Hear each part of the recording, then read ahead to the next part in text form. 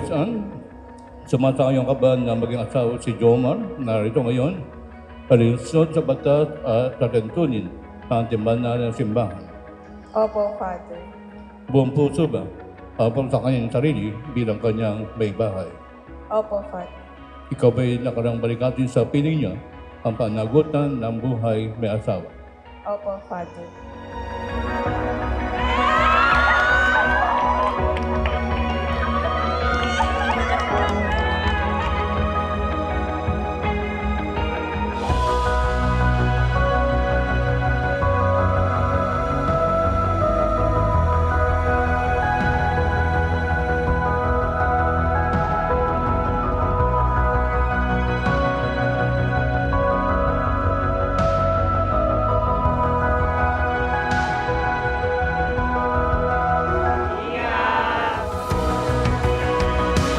Naalala mo nung sinabi ko, kung sinuko ko lahat kay Lord, doon dumating ka. Salamat.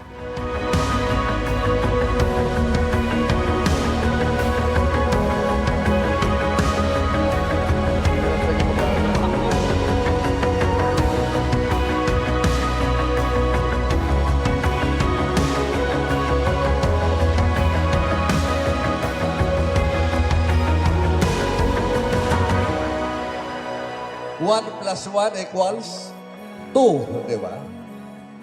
Sa kasal, isang lalaki at isang babae na pinagsasama, 1 plus 1, a man and a woman equals 1. Ating mga tampuhan, away bati natin di Nakakako ako na tutuparin natin dahan-dahan yung mga pangarap natin.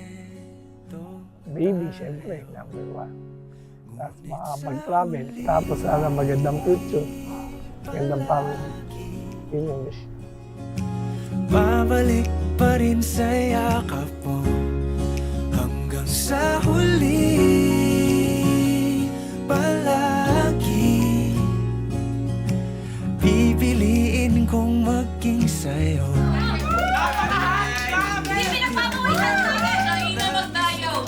Fresh na fresh! Ito na yun for us sa Gardosa! Talaga mag-blooming! Let's go!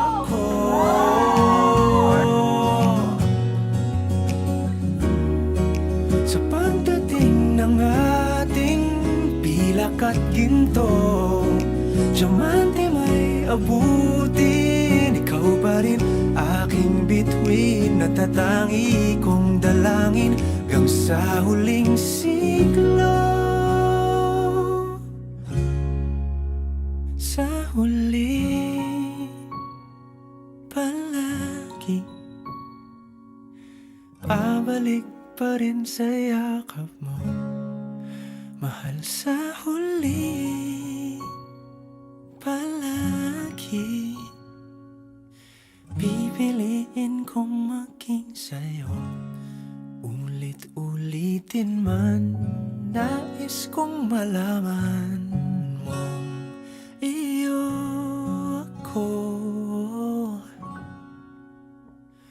palagi.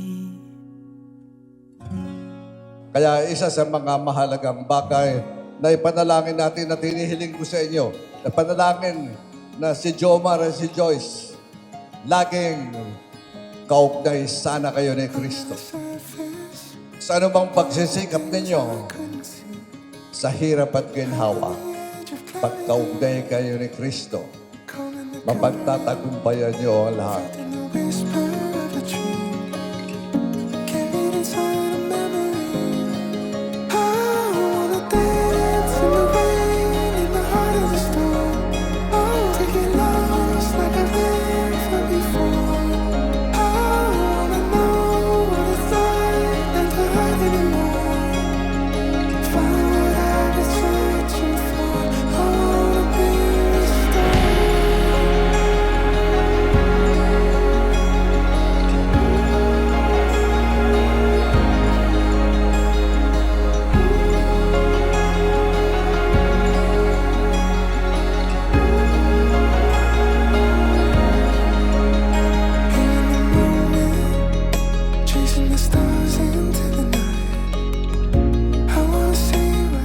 nandito para supportahan ka, mahalin ka, and piliin ka.